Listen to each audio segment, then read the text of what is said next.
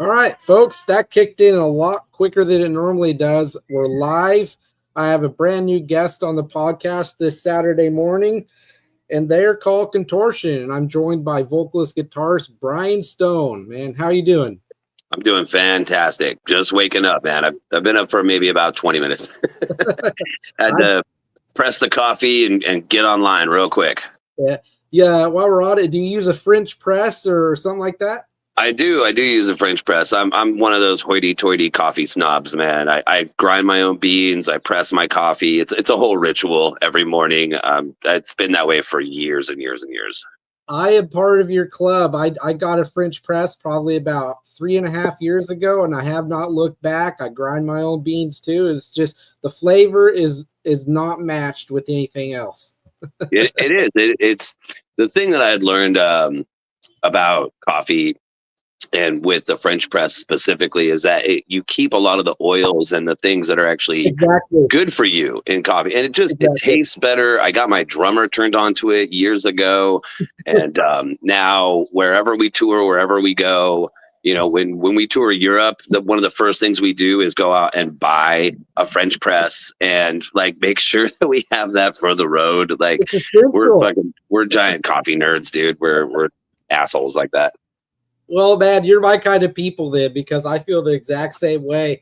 I know we're supposed to be talking about Contortion right now, but just on a quick little side tangent, I don't really go to like Starbucks, Dutch Brothers, anything like that, because that's not coffee to me. You might be using coffee, but mostly you're drinking sugar.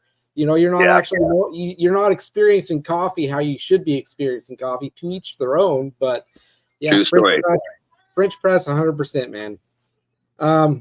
But just diving into this, man, I want to hear about the story with Contortion, man. I think it goes back quite a ways, early to like what, 2009, 2010-ish or so, somewhere around there, 2011.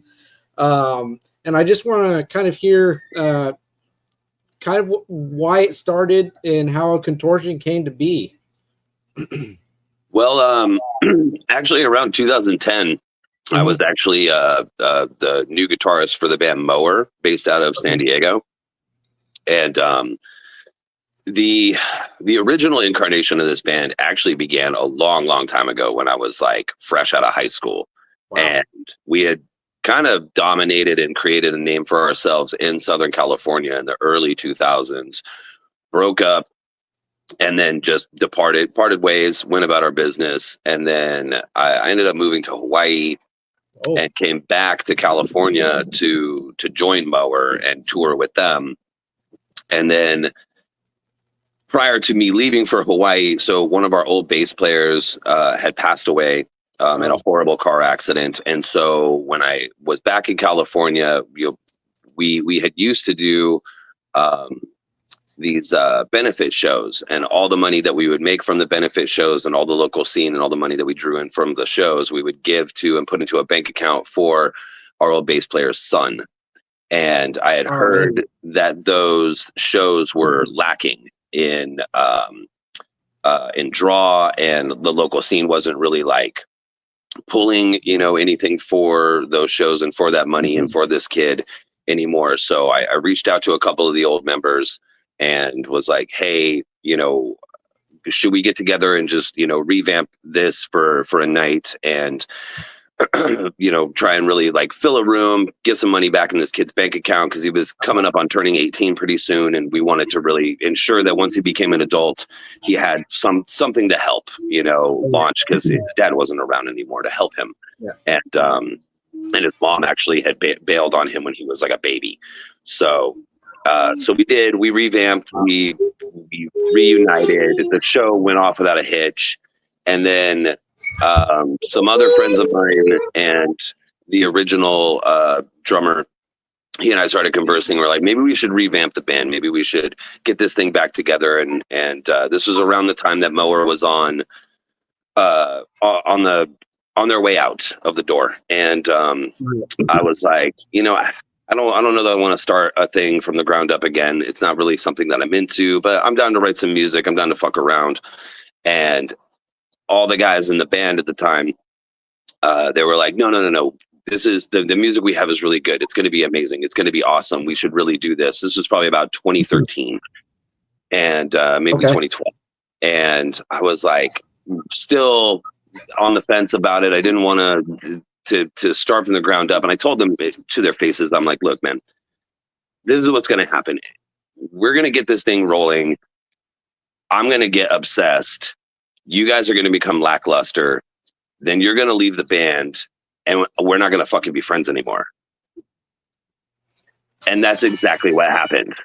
By the end of 2015, we had released our first full-length album, and we got signed to a management team. We had done in 2015. We performed on Knotfest. We performed on Mayhem, and then at the very beginning of 2016, the bass player left, and then a couple months later, the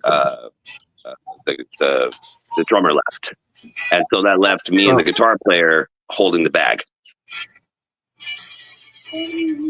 And I was a little bit perturbed, to say the least. And understandably, yeah, and we struggled for a number of years to really try and keep the thing together. We had some amazing, friends and musicians come in and out of the band and kept pushing things along. But by the time like 2019 came around, the guitarist had to leave too. And so I had a whole new lineup of new amazing musicians. We kind of ran the gauntlet. We're pushing harder in 2019. And then the end of 2019 came and they split. And I was like, okay, I need to just produce a new album, come hell or high water. And called out some of my old, some people who had been in the band, some people who I had known for a long time, started to revamp Contortion again and work on this record. And since it was 2020, there was not a lot going on. And I had a new fire lit under my ass because, in the beginning of 2020, my daughter had passed away. Oh, man. And shortly after that, my fiance had left me. And so I just took all of my retirement money out and started calling everybody that I knew to help me produce this record. And within a year or two, I had this new amazing album put out. And or at least ready to put out. And I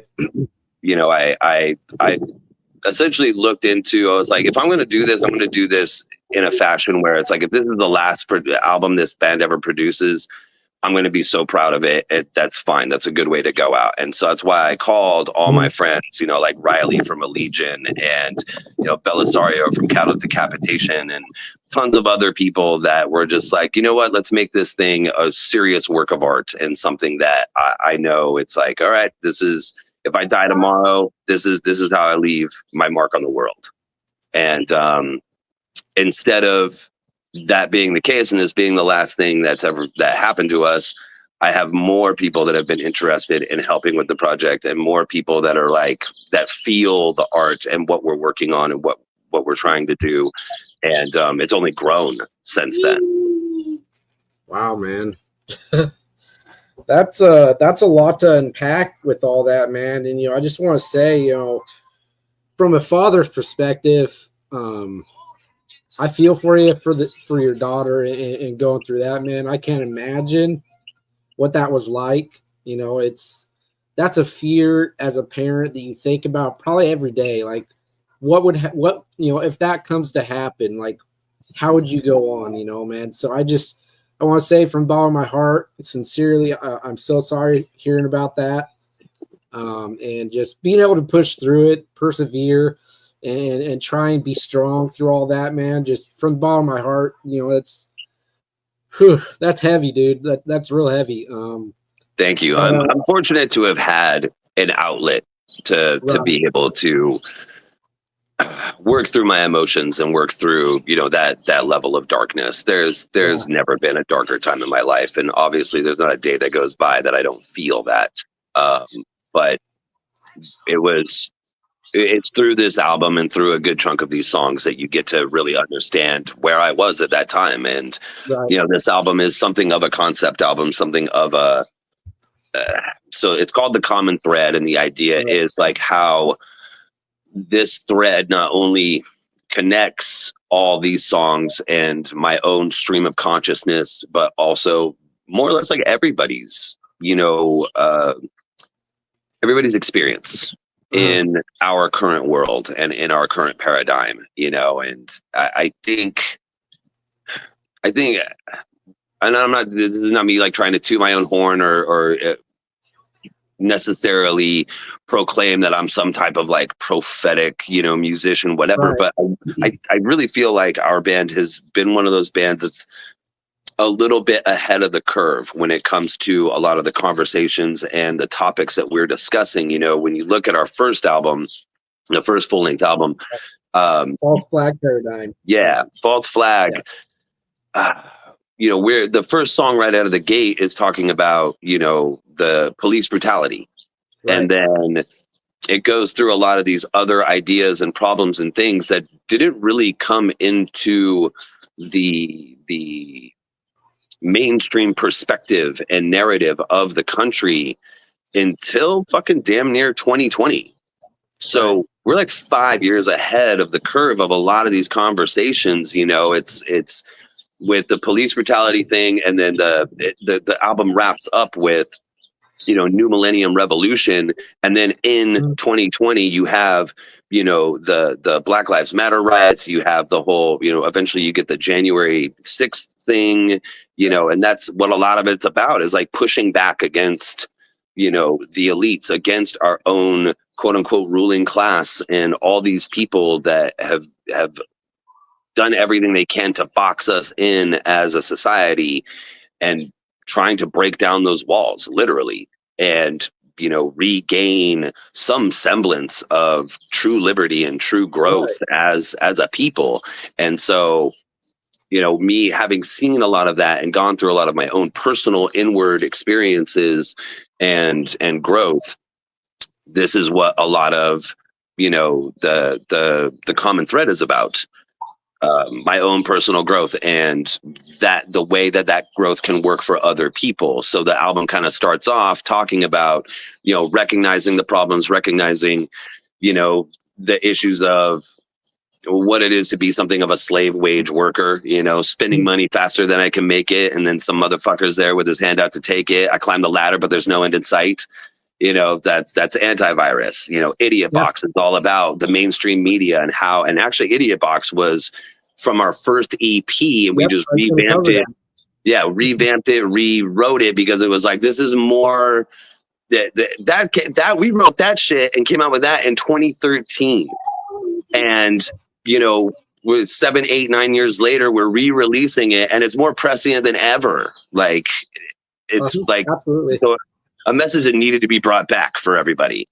And then eventually the album moves more into this idea of like, this is how I'm working through things, and this is how I think other people can work through things. And we as a society, as a world, as a people, need to evolve, need to grow, need to figure this fucking thing out, man. Because what's that old saying? Like, you keep doing the same thing over and over, expecting different results. That's the definition of insanity. So let's change the process here. Let's do something new. Yeah, dude, that's so much like how I think, and that's why I attach to your music so strongly, because these are conversations that I have a lot with myself in my head, because I'm the kind of person that I sit back and I observe society a lot, and just how people interact, and just, social media and all of its toxicity, in hand with, the uses that it has as well. I feel like the conversations that you're having on, False Flag Paradigm and the common thread, they're conversations that for the most part and largely are avoided because people don't like to be reminded of the true reality that we live in, and what is actually going on around us, how we're living, because I feel like, and people may have a problem with me saying this, but the freedom we have, I feel like, is kind of like an illusion, because it's freedom with control, and you touch on it with the Idiot Box, and especially the music video, the part where you're talking about TV is just entertainment, Yeah. And while everything else, what you should be focusing on, because that's a script that you're seeing with the news and things like that. It's a script, and they're told, don't cover this. We don't want people paying attention to this because this is happening right here. We want them distracted with this, while something else we can just kind of wash away or put under the rug or something. I like knowing the darkness, the ugliness, and being in tune with it, because that keeps me from being too complacent. I don't want to be too complacent, so that's why I love what you're doing with Contortion, because you're 100% right. These are things that need to be being talked about. People shouldn't be afraid of talking about it and being labeled whatever by other people that are living controlled, that don't want to break away from I guess how they're told to live and what they're told to believe and how they're supposed to think. Precisely. So, I mean, I was talking with my buddy Dan about it just a couple nights ago. Dan from Zebrahead and Death by Stereo. We were having a beer, and he, I was explaining to him, like, our band is political, but we don't like to part and parcel out or nitpick on minute issues. Like, I'm never going to sing a song about, pro or con abortion in any way, shape, or form, or pro and con, like whether or not you should own guns, because these are, while these are some like important issues for individuals' lives and so forth, I really feel like these are divisive tools that are used to put a wedge between individuals and people. And this band, we focus on the bigger picture issues, the things that really fucking matter, like, I'm pretty big anti-war. I for sure understand that there is a necessity for owning a military, having a military, and so forth. But I do not feel that the wholesale, murder of an entire group of people or a nation state or anything of that nature brings any good to the world. Right. Yeah. And I don't like the fact that our, government and our nation uses those tools to, wholesale slaughter people in our name. And these things, we dump more than 50% of our GDP into that exact, process of war. And that's insane. Like, we could use a ton of that money for good, for doing better in our own country. And I think that these are topics and things that aren't discussed enough because we're too busy trying to nitpick and part and parcel out nuanced issues that it's like, while those are important, I really feel like if these other things are dealt with, the bigger problems, if my house is on fire, I'm not going to go and nitpick whether or not the fucking grass is mown. Like, I need to put the fire out and then I can mow the grass later. Yeah. I love that analogy. Because, it is silly. People might find that analogy. It's accurate. It's true, Yeah. And do you feel like these bigger issues that you're talking about, because I think this way, that they're largely avoided by, the elites or whatever you want to call it, because it's going to take too much work to address and course correct, so to speak? Yeah, you have to look at, like, the way the machine is ran. Like, and that's the thing. I don't listen to a lot of news. I mostly read lots of, like, really in-depth books about very specific subjects.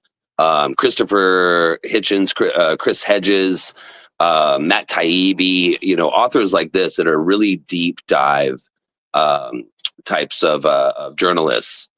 They have, and many authors like them have painted this picture and really broken down the fact that it's like, and we're starting to see some of this pro and con and otherwise with, like, the Doge releases and things like that it's like, our financial system and the way that our government is set up is that, like, we've already allocated so much money and so much resources to some of these things that it's like, to pull that away is like pulling out a column underneath, pulling out pillars underneath the roof of an entire structure, and it will probably collapse if we don't do it carefully and we don't do it methodically. And that's a fucking huge problem. And I'm not in charge. It's probably why I'm not in charge of anything, because I don't know how to fucking do it, but somebody's got to figure it out, man. And the fact that most people don't even realize this is also probably one of the biggest problems. And I think that it's the responsibility of artists to bring this shit to the forefront. That's why I appreciate Gojira, because they talk about a lot of things like that. That's why I appreciate Machine Head, because they also bring a lot of these things to the forefront.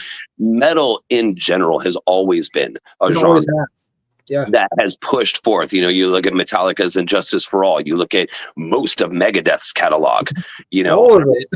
They're always bringing these issues to the front for their audience. And I think that's why metalheads typically are a little bit more centrist and more understanding of the political landscape, because we as artists in that genre, in this, landscape, have really helped paint a picture for our friends, for our fans, for our audience, that bring that big picture and the more broader understanding of the the world forum to the people. Right. And actually, you had something you said as one of the questions I have here towards the end of it, with how I phrased it, with what you talk about. Like we said earlier, a lot of this stuff is shied away from. People don't want to talk about it in music because they find like if it sounds too political or whatever, you're going to alienate a fan base, or just people won't want to pay attention to it. Just in the existence of Contortion, have you ever been pressured to kind of change the sound, change what you write about in order to gain more momentum or more exposure? Have you experienced any of that? No, we have not. In fact, we've been, because we try to paint with more of a broad brush. I have been asked in other interviews and podcasts and things certain times, like questions that at least become more finite, but we've never been asked anything about like trying to alter our sound or our message or anything like that, because it's a little bit easier to broad brush stroke a lot of these topics and a lot of these subjects, and it becomes virtually impossible to argue with them. Like I said, I'm never going to nitpick a thing that becomes divisive. Most people, can say and can agree easily that it's like, yeah, man, we need less war. We need less bombs. We need more education, and we need better healthcare, and we need better, like all these things that we as people around the world agree on, that we all want. That's more or less what we discuss. And I've never run into an issue or a discussion with anybody requesting us to, shy away from those subjects. That's good. Because there's some of the bigger names in the industry. I know with some, like I'm pretty sure Gojira's faced some of that, where they're like, hey, maybe you should kind of shy away from talk about so much of your how we treat the planet, how we treat each other in society and all that. Bands do get approached and told by their labels, or maybe fans saying, hey, this is kind of a little bit of a sore subject, or maybe this is what people like to hear in music. They like to hear about breakups. They like to hear about heartache, or losing a loved one, maybe a song to help them through that. They want to hear about stuff like that. They don't want to hear about the super serious, more hey, pay attention to this because it's a big issue. We got to fix this, So I'm glad to hey buddy, I'm glad to hear that you haven't faced any of that, because some of the songs, to me, I feel like come on a little, not a lot strong with it, but you just lay it out there and say, hey, here's what here's what I'm thinking right now. This is the kind of way. Hey buddy, hey, there he is, saying hey. You need something, buddy? No? All right, Daddy will be done in a little bit, all right? That's the kid right there. But no, that's good to hear, man. So you're saying that there's no chance at all that you guys will ever change your narrative, and I like that. Yeah. Stay you. Absolutely. Yeah, we're working on a new album. Good.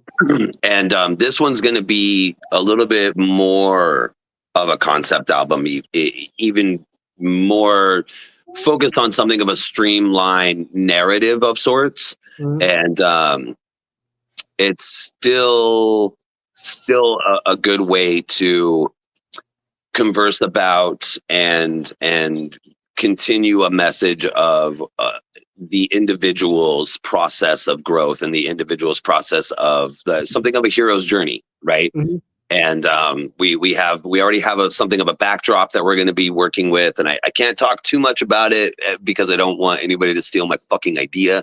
Um, but I've been able to still figure out a good way to create this new album in a way that discusses it as something of a storyline, not so much in like a King Diamond fashion where it's like, you know, grandma comes home and then I talk to her about this and then this person does this, and not quite like that. It's still metaphorical in a lot of ways, but it's still relatable and should show a decent pattern of how we as individuals move through the world and grow and progress.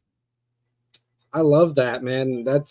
I listen to a lot of music that is like that. It helps me in my day to day life. You know, it kind of helps my mind stay, I guess, clear, if you know what I mean. Um, hey, bud, give daddy a man, okay? A band, I don't know if you're familiar with them. You probably are. And I've had their singer on, I think, 3 times now, but Gemini Syndrome. I feel like Aaron Nordstrom from that band, he is brilliant with how he writes about some of the stuff that you touch on with Contortion. And, you know, I think just largely, do you look into like spiritualism in any kind of way with any of the music while I'm on that topic? We do touch on it, and the new album will probably be delving a little bit more into that. Um, so, like, failure is not an option. I am no one specifically from the new album is exactly about that. Like, literally talking about um, how I or others, you know, would separate from the ego. Becoming Mhm. like I am no one is literally referencing the idea of like I am releasing myself from the attachments of the world, from the process of being adherent to materialism, to all the things that keep me anchored to this planet, Mhm. and trying to become one with the universe, one with, you know, the all-encompassing awareness and consciousness of the universe. And it's probably the most, you know, spiritualist type of song that we have. But we will be delving a little bit more into that in the new record. I really think that the storyline itself and the way that it has to unfold almost beckons us to do that. It becomes mandatory, and it's definitely going to be the trickiest thing we've done creatively. Even me, for that instance, because I'm giving myself something of a blueprint to work with, and so I'm going to have to figure out ways to explain that, to delve into that concept, and to make it relatable to people. That could be a hard task, you know, because you never really know definitively how people will react to, you know, your music or, you know, anything in life really. Like if you know, a painting or a short story, a poem, or, you know, a short film, or, you know, whatever. I wanted to ask you, when you're writing in general, making your music, is it ever something that you factor in being worried about how it's going to be received with the music? I never do. I'm going to be honest. Because I feel like if any artist ever tries to to contemplate or take into mind too much what the audience might want or what their fan base might desire or anything of that nature, I feel like it's going to come out contrived. It's Yeah. good, and people will feel that, especially artists in the or fans in the metal scene. You will get some kind of pushback and some type of, and there have been bands that I am a huge fan of, and I've conversed with these bands in the past, you know, one in particular comes to mind. And I'm like, what is, we were performing with them on the same stage at, I think, Knotfest. And I was conversing with the drummer and I asked him, I was like, what's up with this new album, man? Like, it's such a departure from the last couple records and most of what you've done before. And he literally looks at me and he says, you see that tour bus over there? I'm like, yeah, it's really fucking nice. And he literally told me this. He says, well, Five Finger Death Punch has 5 of them or 4 of them or whatever. And I was like, who fucking cares? Yeah. Like, your band was amazing. And you're trying to do a thing to appeal to a wider audience or to gather in more people. I gotta be honest, man, this album doesn't hit as hard and it doesn't hit as good. And you can feel that. You feel that. And so I never, ever approach a thing like that. We will approach a song with something that's like, we feel like this could be the hit single. Mm-hmm. We will do that, with Evolve in particular.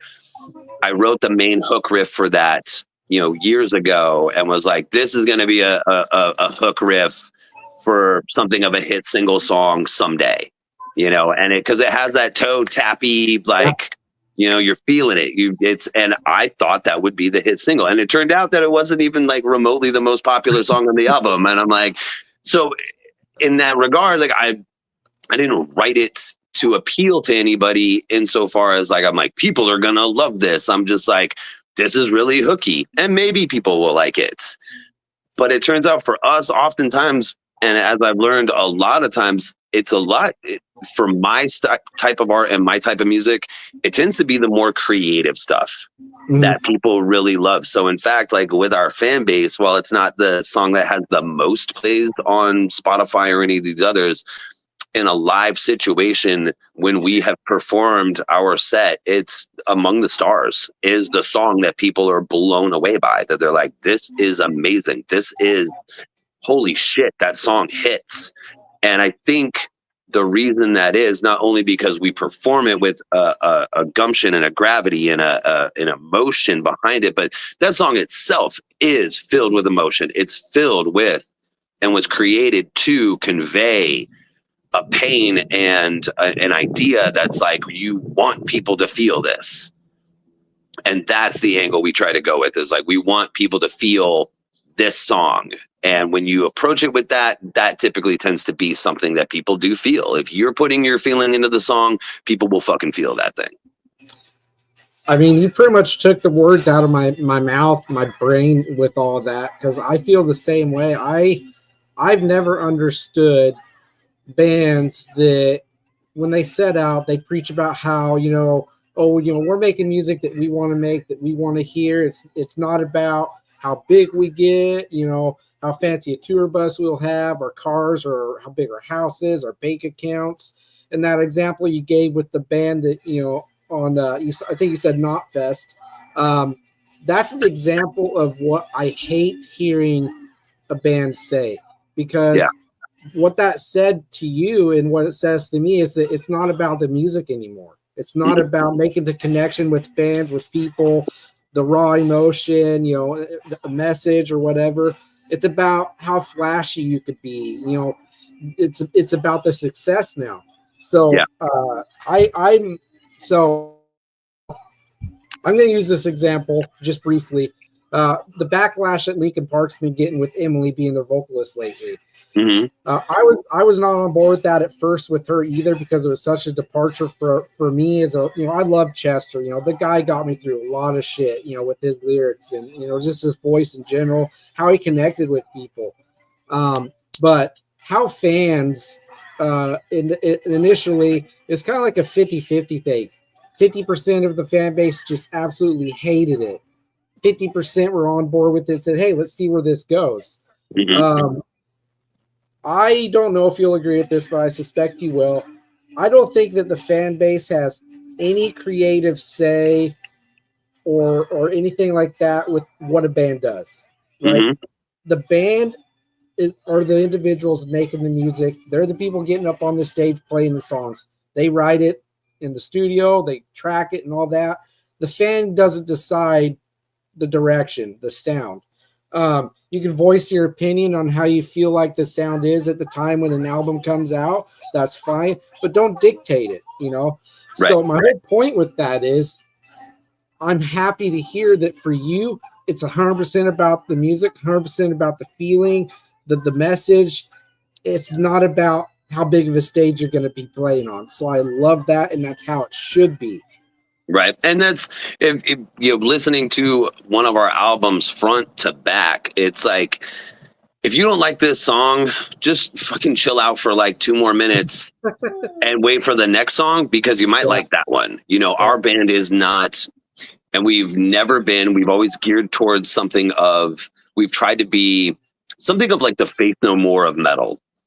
Like Faith No More has metal-esque stuff, but they are such a diverse act. And very, very diverse. I don't want to be pigeonholed as a specific, like we're a gent band or we're a, you know, metalcore band or what. And so I often get questions of like, you know, well, what's your guys' subgenre? I'm like, it's fucking anti-subgenre. How's that?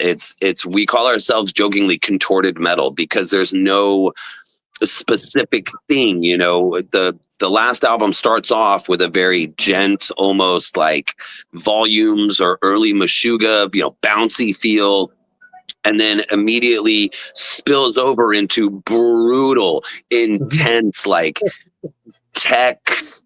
Yeah. Fucking, I don't know. It's a very proggy. I don't fucking even, whatever Opeth is. And then the next song, and then it's like groove metal, and then metalcore, and then fucking, it evolves as the album keeps moving forward. So every single song is something new, something interesting, something, because we want to be, as artists, creative. And so that allows us the space and the opportunity to continue to do whatever we want to do, and find a wider audience and a group of people that it's like can appreciate, you know, a fraction of the album or a chunk of the album, or for those who really love listening to artists be creative and be interesting, an album full of like, holy shit, there's a lot going on in here. You know, that's when we were getting reviews when this album dropped, it was so funny to read the reviews, because 50% of them would be like, I don't like this type of metal, so I don't like this band. I'm like, okay, that's fair. You know, they're strictly into death metal or black metal or whatever. But for those that do like our style of metal, it was great to read. They're like, it's like, this song's like this band, but then this song's like this band, but then this song kind of like, I can feel this influence, and then this song has this influence. And then you get another review says the same shit with a completely different list of bands. You know, so one guy was like, I'm feeling like Five Finger Death Punch, but then I'm feeling like All That Remains over here, but then like this has something of a Slayer influence, and then this kind of is like old Megadeth. And then the next guy's like, I'm hearing Opeth here, and then I'm hearing like Meshuggah here, and I'm hearing this. So everybody, you can't fucking pin it down. And I love that. I love that, because that to me means it's unique. Yes. 100%. I had trouble when I was writing up the description for the StreamYard Live. Like, you know, ask for a description. So, you know, what I was putting in there, I'm like, okay, so how do I word the sound? So what I eventually settled with was saying like groove, metal, hardcore, you know, stuff like that, because you're 100% right. Like even the first album, it's so varied and so dynamic and unique with the wide swath of kind of sounds that you guys go through. And yet it's so concise and has such a great flow at the same time. You know, I don't think that's a super simple thing to pull off when you have so much going on, but yet there's no inconsistencies between the songs or while the songs are playing, you know, in the run times. Like when I was listening through your guys' material, you know, because obviously I've only been listening to you guys for a few weeks now, right? Because I found out about you through Cascade Effect. It's like, okay, I'm going to go look at your catalog. And I was listening. I'm like, that's one of the first things that was apparent to me, just how varied the sound was. Like nothing's like one sound specifically, just because maybe that's a simpler path and you don't have to put so much thought into like how the song's going to go. So I love how creative and unique all the music is as a whole. Right. That's one thing since the inception of, this band back in like 2012, 2013, when we really started to put this together, was like, first and foremost, I wanted everybody in the band to write.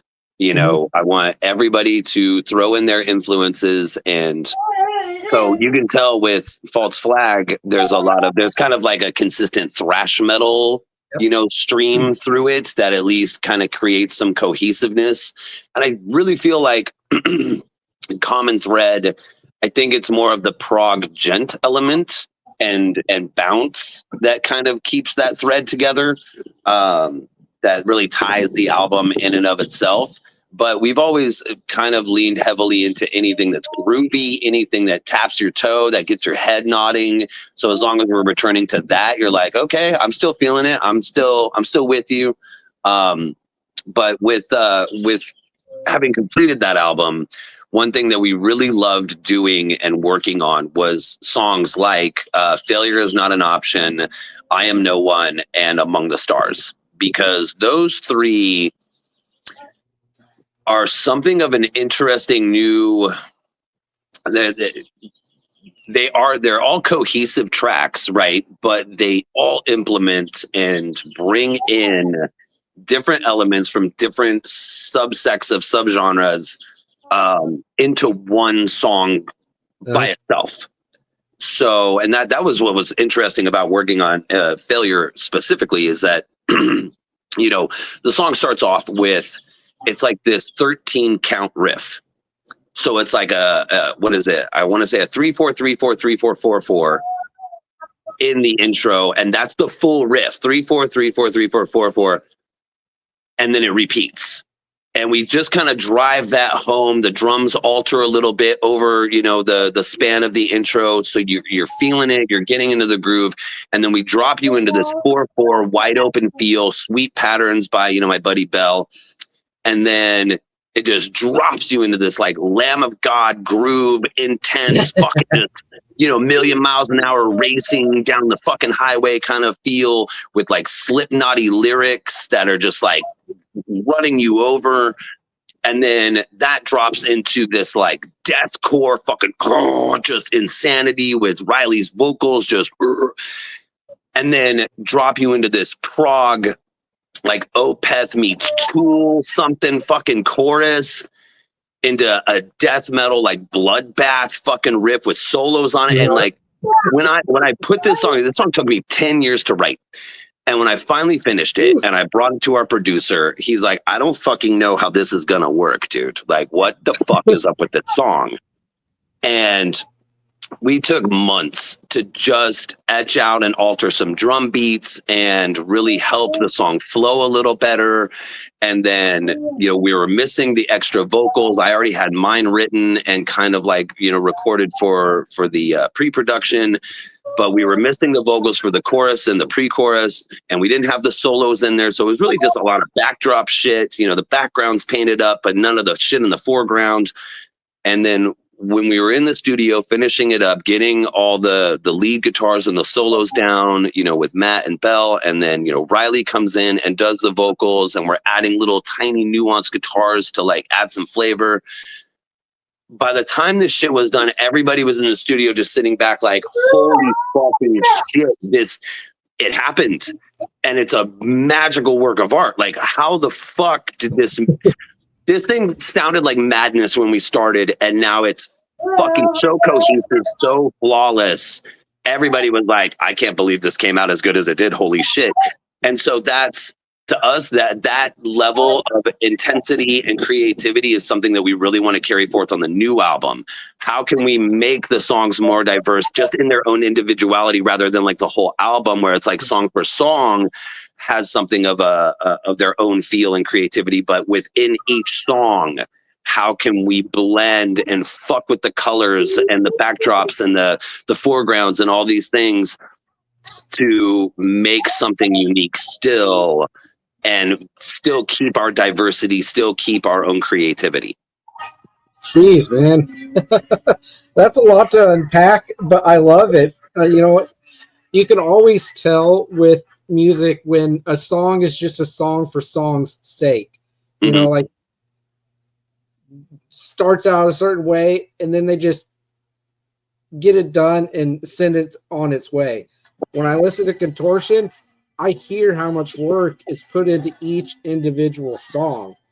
And I was going to ask you about just in general how the songwriting tends to start, because it sounds so in depth and like there's so much care and attention and focus put on each individual song when they're written. You know, like, can we get into that a little bit deeper? Just how the Yeah, song of course, of course.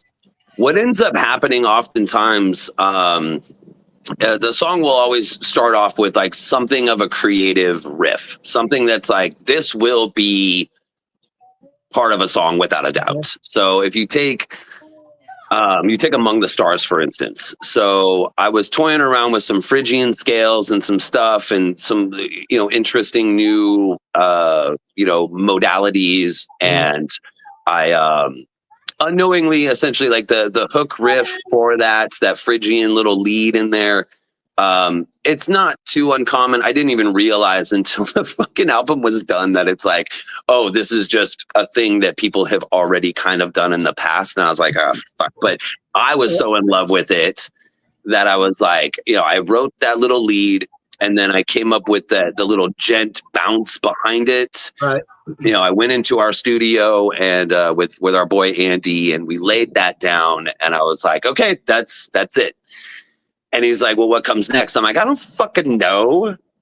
And he's like, well, let's fucking write a thing. And so I'm like, all right, let's play it back, because we'd already done the drums for it and everything. We just programmed the drums on the spot. And, so we're listening to it. And I'm like, okay, I feel like this is what would come next. Mm-hmm. And that's what really dictates a lot of our songs, is like what feels right. Like Failure, the reason it took me 10 years to write that goddamn song, I'd written the intro, like in 2009. Wow. And, wrote and rewrote parts for that song. And it was like, I would like it, but it didn't feel right. And it wasn't until I came up with that groove riff that does follow the intro that I'm like, oh, this feels right. This is what the song is asking for. It's like having a relationship with the muse, and she's guiding and relating to me, that it's like, no. This is where it needs to go. This is what is supposed to follow. It's almost like the song was already written and I'm just like trying to tap into like where this is coming from. So with the first song we've written for the new album,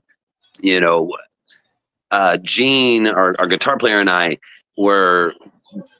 this was before we toured Europe. We were just in the rehearsal space and he's dicking around on the guitar. I was like, what's that? What is that you're playing? And he's like, I'm just fucking around. And I'm like, play it again.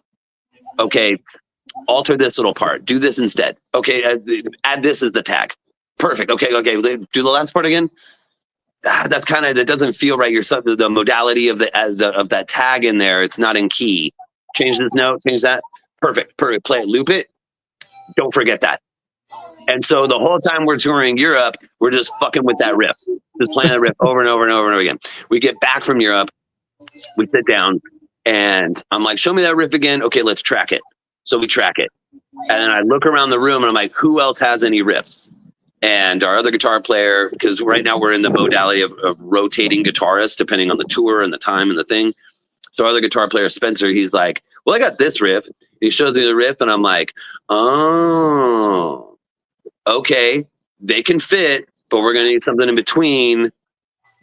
We're going to need a different tag. How about we do this? Okay, perfect. And so it's really, it's all about feeling. It's all about how, like, think of it like somebody who knows a Rubik's Cube really well, and they pick up the Rubik's Cube and they look at all the sides and they're like, okay, if I do this, it's done. And that's kind of how, for me, a lot of the riffs and the songs come together, is like, I'll rotate through. Okay, what do you have? What do you have? This is what I have. And it's like a Rubik's Cube. I'm looking at this side. Okay, what's this riff? Look at this side. Oh, what do you have? Look at this side. Give me a minute. All right, this is how it's going to go. And then boom, that's the cube. It's done.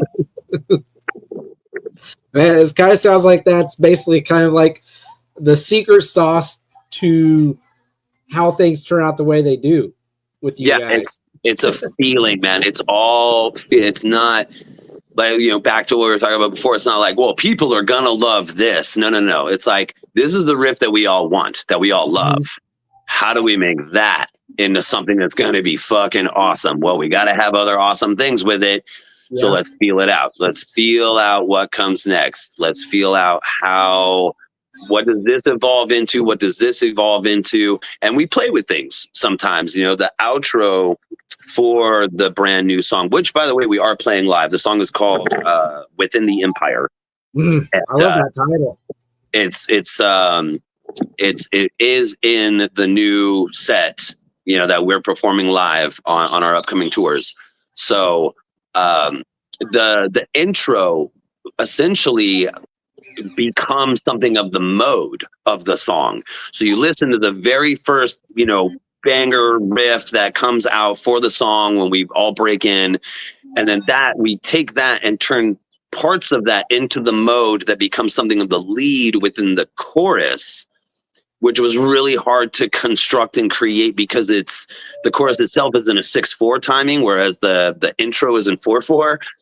But then, Andy and Gene toying around with it in the studio, we turned it also into the outro, which is actually kind of like it's not distorted. It's in like a clean sound, and then we created harmonies for it. So it's like you get to hear that riff torn apart and fucked up and mutilated in different sections of the song. So it's not just like, here's the one time you get to hear it and fuck off.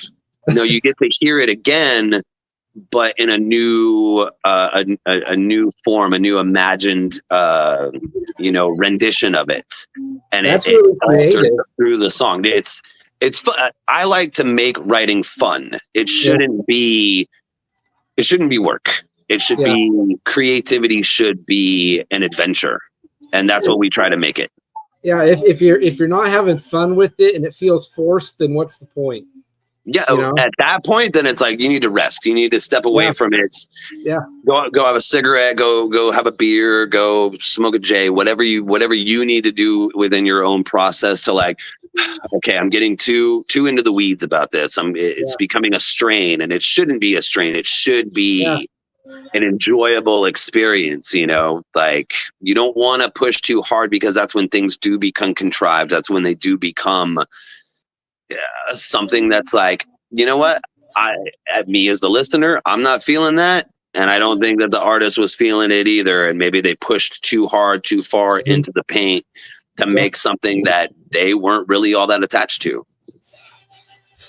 Man, I tell you what, that's everything you're saying about the process is kind of what I suspected. I don't like to say that I have like a magic ball where I could see into the process when you guys were making these albums and the songs, but it's just very clear to me when I'm listening what the process may have been when you're writing it. I love that you really take your time with it, man. You don't allow yourself to just go halfway with an idea, say that's good enough, and then say that's ready for the record and move on to the next one.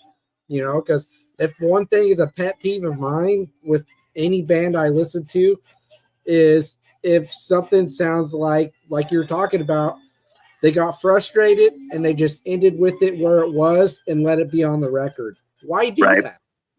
Let it air out, the idea and kind of just get your head clear about it and then reapproach it when you're not frustrated anymore. Like you're saying, that will pay off almost 9 out of 10 times with something, doing it that way versus, like you're saying, in a sense, forcing it out, because not to your average listener, because if I'm honest, man, average listeners, they don't really notice stuff like that. Someone that's just your average consumer with music that just listens to something because somebody else is, they're not going to catch those things.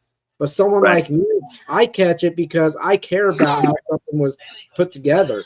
And it's disappointing to me when I hear a band that I really respect go that route of getting frustrated and forcing it out where it kind of sounds phoned in or just unrealized. Well, yeah, and that idea of like phoning it in, right? Like it's one thing that I try to, and I know all of my band members are super cool with too. Always, every single one of them, you know, in the past even is like, we want to stay outside of our comfort zone, right? Yeah. I always I feel let down when Mhm. I am a huge fan of a band and their style and their creativity and so forth. And then they will put out an album that I'm like, is this B-sides from the last two records? Like, you just, they're like, they get into something of a niche, a groove, a thing. Yeah.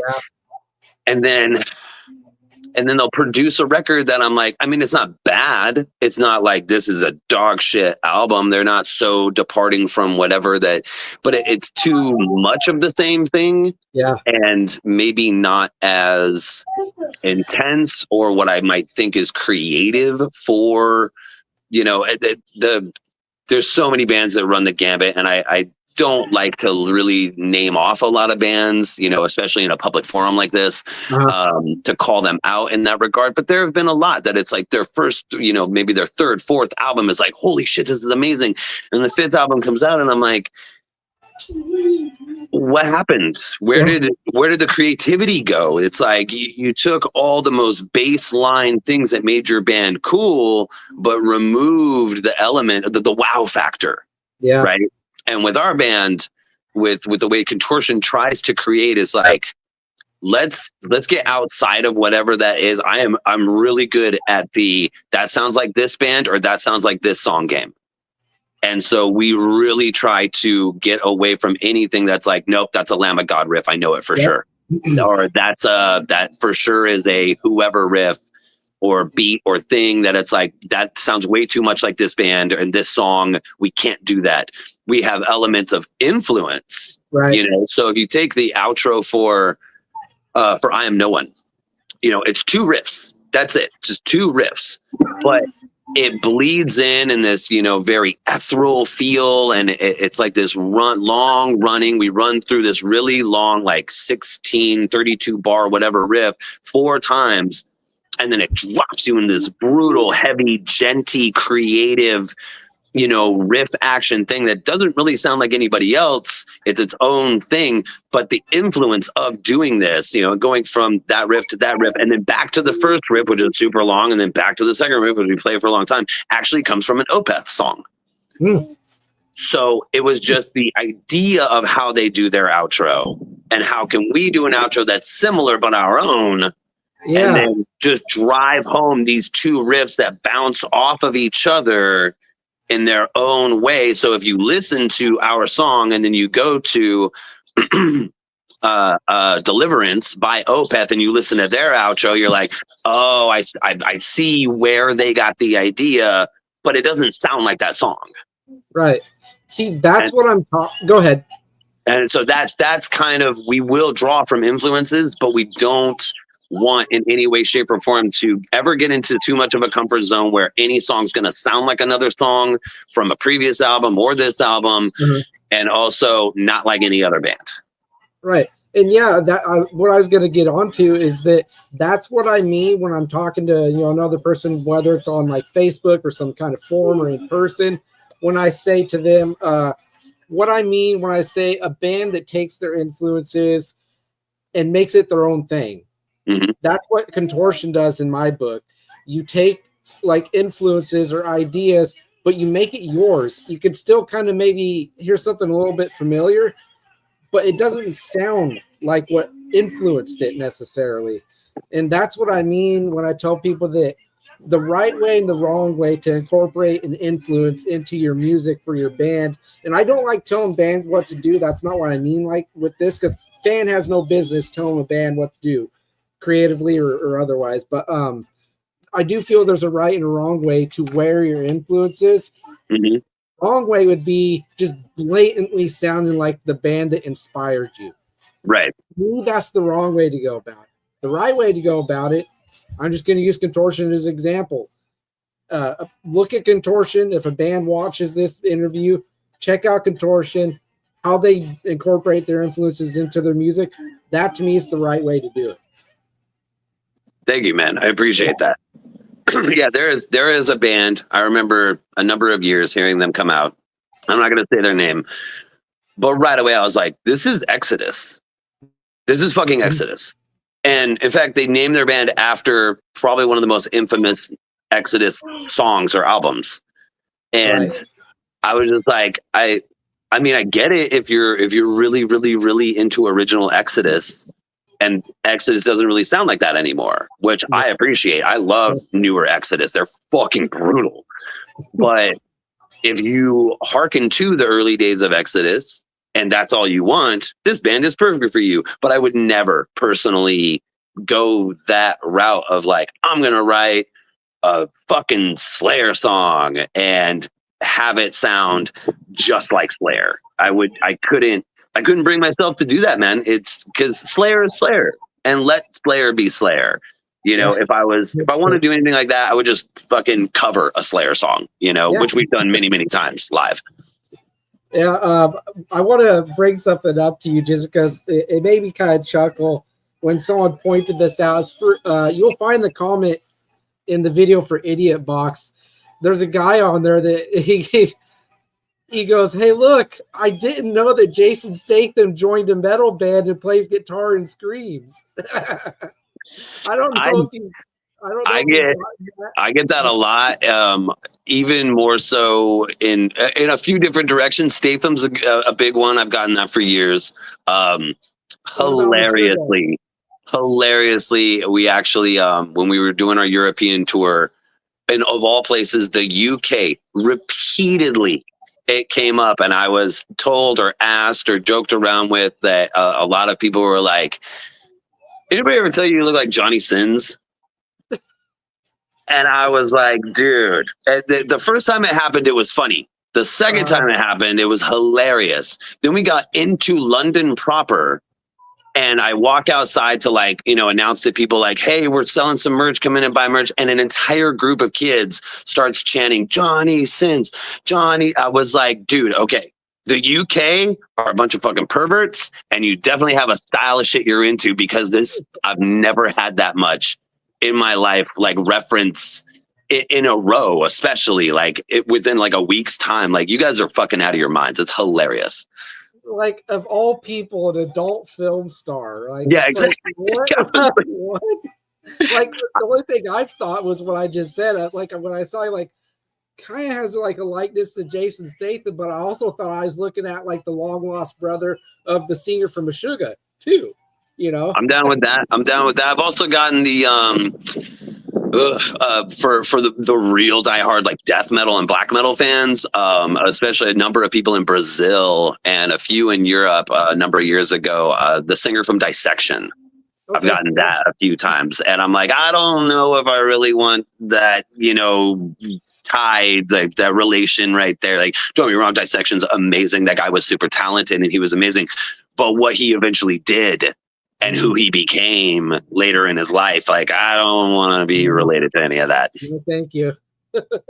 But as we start wrapping up, man, do we want to start digging into some of those announcements that you want to make, or news that you were talking about? Yeah, man. So we're going to be doing a Europe, not European tour. That's not the announcement just yet. We're doing a US tour, which kicks off at the very end of May. We have a number of dates confirmed, Southern California, Northern California, cruising through essentially our usual route through the Midwest and down south. So Salt Lake, we're going to do the greater Colorado, Denver area. We're doing Kansas, still trying to lock in some stuff for like Nebraska and stuff, but the Midwest areas, Texas, Arizona. So we're going to be doing that loop, end of May into June. And the real big announcement, though, I finally have confirmed dates for July. I don't have all the cities or information for it yet, but come July, Contortion will be touring Brazil. Oh, that is sick, man. Congrats. Thank you very much. I can't speak to who we're touring with or, like I said, any of the dates, specific dates and locations, but starting the beginning of July, we will be in Brazil. Dude, that is really awesome, man. That's I hear great things about Brazil for the metal scene, and the metal fans over there. It's pretty wild. It is amazing. I've toured South America and Brazil before in a previous band. And I love it. I love the people. I love the culture. I've spent a lot of time in Brazil. I have a lot of friends out there. I am so excited to return, and I'm extremely ecstatic to return with Contortion this time and bring something new to the table for the audiences, for our friends, for our fans, and open ourselves to this new market and really drive this home, and open the floodgates to South America. Man, I think that's going to open the gates in a big way for you guys. I would expect, being reached out to be support slots for some of the bigger bands overseas, other countries. That's an opportunity right there. Just in itself. It is. We're in conversations, not yet negotiations, but conversations to do Europe again in the fall. But we're also in conversations about maybe, doing a support slot here in the US for, whatever band in the fall. So we're not into any clinch negotiations or anything just yet for September or October, but there are conversations being had. So we don't have anything quite yet to announce for the latter part of the year, but hopefully in the next couple of months, I'll start getting a real more narrowed down perspective of what, autumn's going to look like for us. I will go ahead.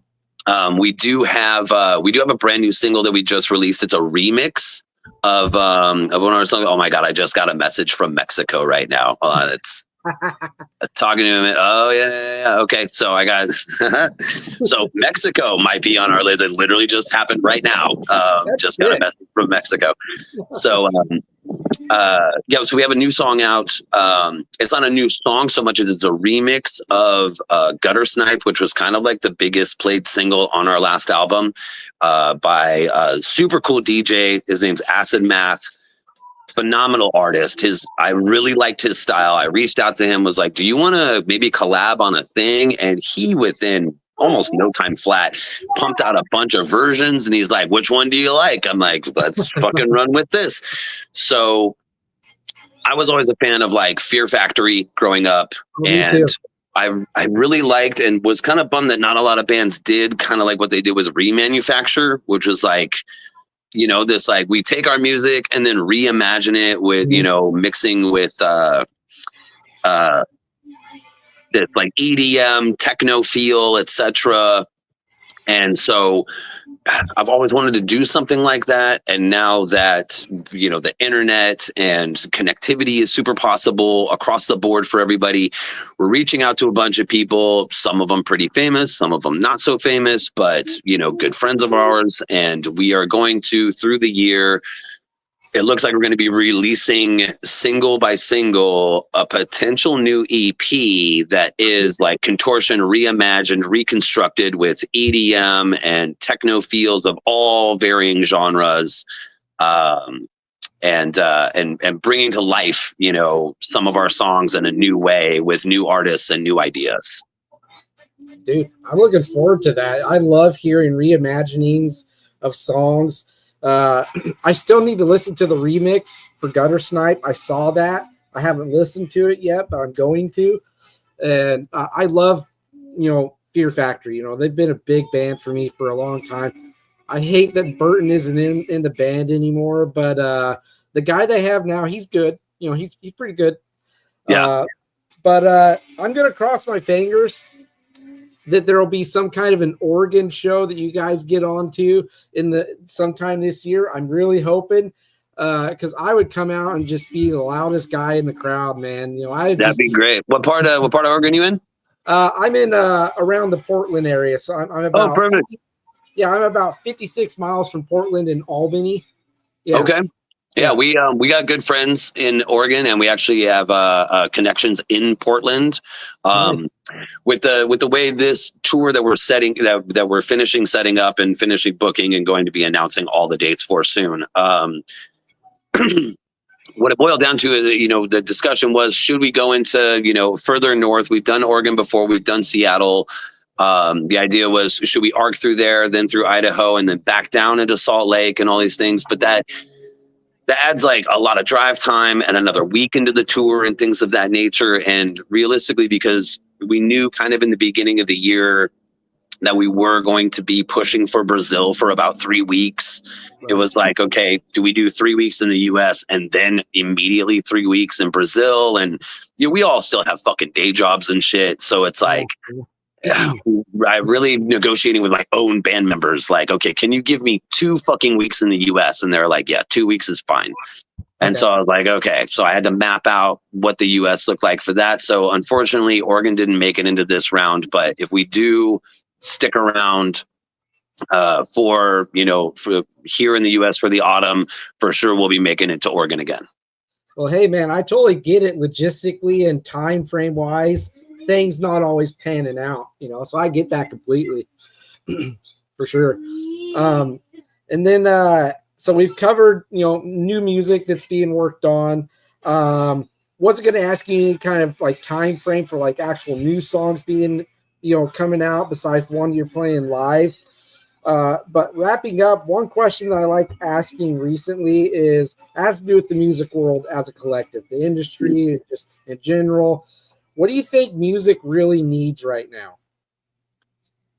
Man, there's a lot to really cover in there. The legality aspect is kind of a huge one that I think is imperative. So we're talking about like, streaming to royalties and to labels and to how that works out. Spotify dumps a ton of money into, some of the bigger hit artists, whatever, like, Taylor Swift and Drake and all these people, Kendrick Lamar, whatever, like these people make millions on Spotify. And, smaller bands like ourselves, I'm not even going to tell you what our check was for the previous year. And granted, whatever, we're not pumping out millions of streams, but I recently saw a thing about how, with the way the royalties used to be paid out to session musicians, right? It used to be that like somebody who came in and maybe played violin or pianos on a piece, whatever, would get a fraction of those royalties, but that doesn't account for streaming anymore. So I think we need to, as our country works out, like iron out what a lot of these new royalties look like for this new paradigm, for this new era of streaming and things like that, and part and parcel out. And maybe that also comes to like contracts within those, session artists and things like that as well, because, producers and engineers, they get paid a flat rate. They don't get royalties. And so maybe that's what it has to come down to certain session artists and things of that nature. I'm not sure, but artists in general, I think really need to start to take a little bit more ownership and control. And this goes into the general fucking ridiculousness of capitalism, moreover, where it's like the people at the top of the pyramid, the smallest amount, end up collecting the most amount of money, but they don't fucking exist without the rest of the pyramid below them. That little brick at the top of the pyramid is never at the top of the pyramid without the millions of other bricks that are lying below it. So if all those other bricks scatter and fucking, disintegrate, that brick's left at the bottom by itself on the ground and it can fuck off. So I think there needs to be a certain amount of equitable agreements and negotiations and things that pan out for everybody, in this new growing reality that we all live within. That I think is first and foremost. Also, I think, and I'm actually working on a book about some of this, but I think it's the responsibility of the artists to not necessarily be political, but push the zeitgeist of human beings regularly to constantly move the ball forward. Don't get me wrong. There are places for songs about, yeah, I miss my girlfriend, or yeah, my heart is broken, or, this is reminiscent type fucking jams, whatever. But life imitates art, right? Absolutely. And I've always felt it's important to 1 second. Okay. I was trying to get more coffee, but that's not happening. So I've always noticed in history that okay, thank you. There have always been moments in history that change the way the world works, and typically the catalyst is a piece of art or an art movement. Great example of that is you think of like the music of the backdrop of the 60s became not only the flagship for the anti-war movement, but a common narrative. Right. That people, when you have a work of art that portrays a feeling and portrays and creates a narrative for a people that they're like, that's what I'm thinking, that's what I'm feeling, you nailed it, that's what I'm talking about, that's what I feel in my mind and in my heart, and this gives words and emotions and all the things to what the fuck's going on inside me. That's the job of the artist. You know, if you look back to my biggest example of this is always the French Revolution. The thing that fucking sparked that a lot of people don't really understand wasn't just the dissonance, wasn't just the divide, that shit has been epic throughout time, immemorial when it comes to feudalism Europe, right? The thing that drove a lot of it home, that came even before our own revolution here in this country, and you know, Thomas Paine and Thomas Jefferson and their words and their descriptions of things with, you know, the rights of man and common sense and you know, our own Declaration of Independence, like these great wordsmiths that created these things that for us created a common narrative. In France, it was a play. Yeah. And that play was The Marriage of Figaro, which was banned throughout Europe because of the message it created and how it created a unity within the people, because they're like, that's the fucking thing. That's what I'm feeling. Holy shit, this guy nailed it. That to me is what the responsibility of the true artist is to put into words, art, and creativity the feeling of a people, to help us all process what the fuck we're going through. Because not everybody's going to go to a therapist, man.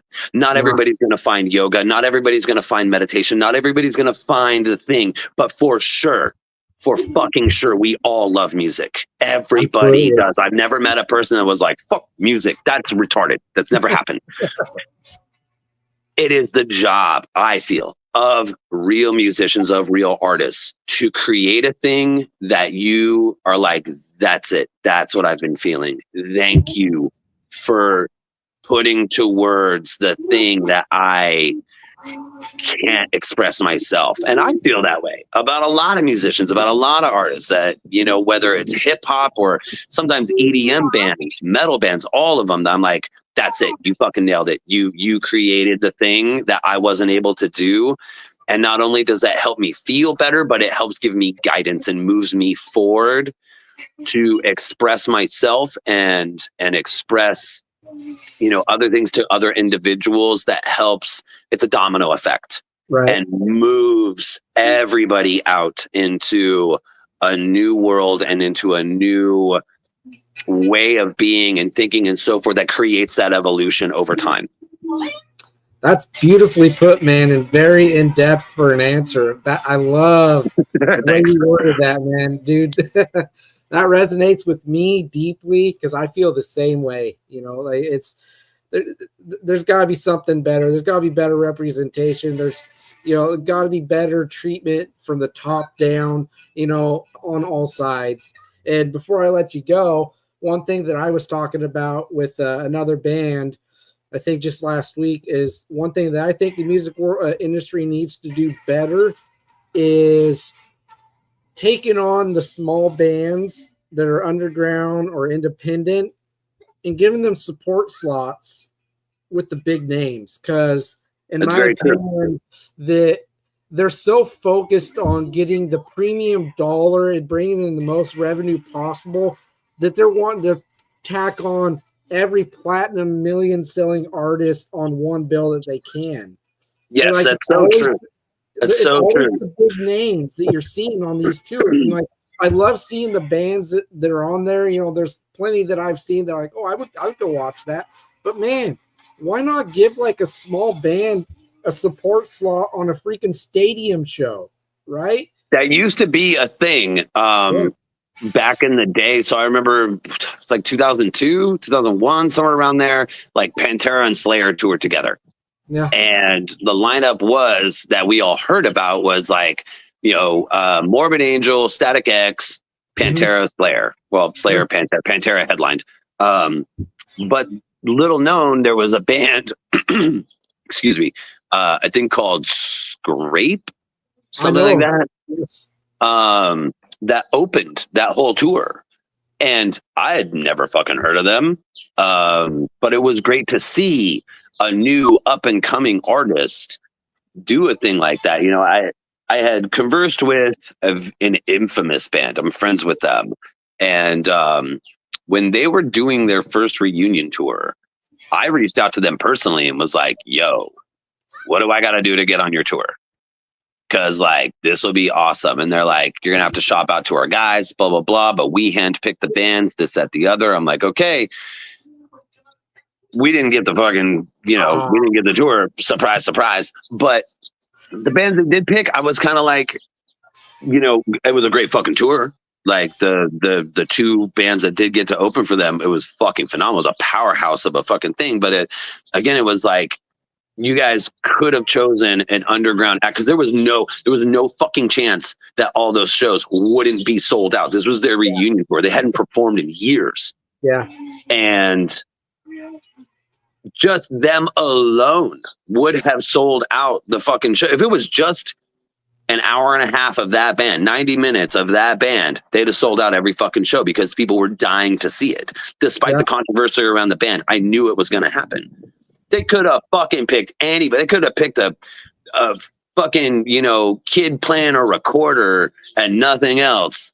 Would have sold out still. And it would have still sold out. It wouldn't have mattered. And so I think that you're right. Like bands and labels and all these people need to take a gamble on some of these people. And that's actually kind of what I'm pretty sure is happening in Brazil. Like we're a big gamble for Brazil. Mm-hmm. We're an unknown entity. But I know well the people that we're working with. I've known them for years. They know me and they know my business savvy and how I operate, how I tour. I've toured with them before and they believe in us, which is the biggest thing. They believe in what we're doing. And so they're more than happy to take the gamble, knowing also essentially who we're going to be touring with and how well it's going to do, whether we're on the fucking bill or not. Right. And so it's a trade-off. It's a building working relationship. And I think that more agencies, more labels, more, people within that fraction of the business do need to take more gambles and steps to work on that type of relationships with bands that they believe in and artists that they see and feel can create and help grow that new paradigm, because everybody's waiting for and looking for the new Gojira or the new Lamb of God or the whomever, like the whole scene is saturated with 1,000,001 bands. And we're all kind of waiting for the next cutting edge thing. I'd like to think that our band is that, but that may sound conceited or like arrogant or whatever, but I wouldn't be a worthy enough musician or worth my weight in salt if I didn't feel that way about my art. I agree with you, man. I think that's all things that, the industry really needs to start thinking about and addressing. Because as long as we keep having this game that they're playing where they only want the big names doing the Super Bowl, they only want this, that, or the next thing if it's going to bring in money for them. And I get it. It's a business. You got to have revenue. You got to have, that stuff. But start taking those chances again, man. Like, that's how you get growth. Right. Well, And anymore, a lot of these people, and because I'm dealing with it on ground floor, they're like, they want us to make ourselves famous and then chew off of our fame and Yep. infamy that we already created. And it's like, there's so many locked doors and gates and walls to climb, and it's a fucking mountain of a problem because we're dealing with a saturated